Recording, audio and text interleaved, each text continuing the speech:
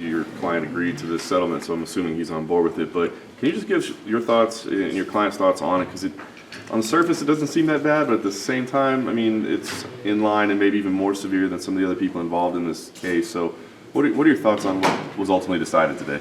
Well, look, again, this was a negotiated settlement.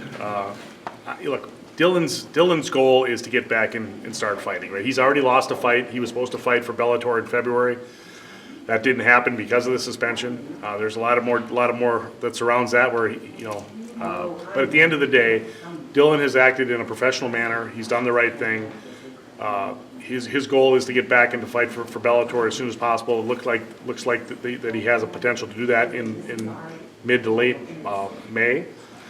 And so the suspension obviously runs just before that. And this was something that he was interested in pursuing because, again, whether he agrees with 100% of the details of this, that, and the other thing, that's not his goal. His goal was to get back and to start fighting again. So that's why this settlement made sense for him at the time. Can you put a dollar figure on what this actually costs him? I mean, I know we're talking about a $7,500 fine, but he's got to pay you, which I imagine doesn't come cheap. And then you said a potentially one loss fight, maybe even more. I mean, do you know what this actually cost him? Yeah, well, I don't want to get into the details, but yeah, it cost him significant money. He had a significant contract and a fight set up for February 15th at Mohegan Sun.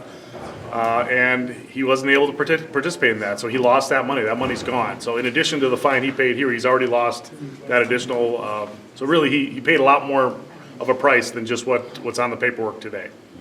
Just in general terms, when you come up with a settlement like this, how does it sort of happen? Do the commission say, we think this, and you come back with this, and sort of meet in the middle? How do the discussions sort of go?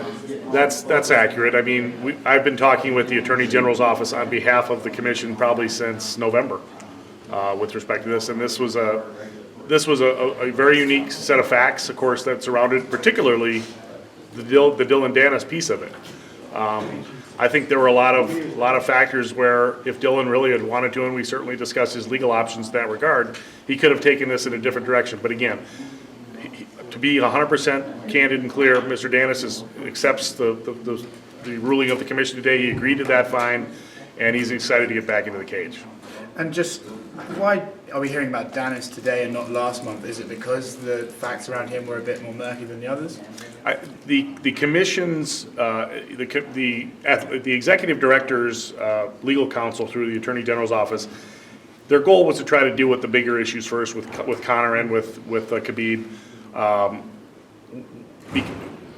Further to that, we hadn't finished our negotiations with respect to Dillon at that point yet either, so it just wasn't ripe for adjudication last month. And again, these are the types of things I look at them very seriously. Certainly Mr. Danis looks at them seriously because he's got to write a pretty big check, regardless of how you look at it. So yeah, we take it very seriously, and we didn't want to rush into it without having negotiated it as completely and fairly as we could have. Thanks, man.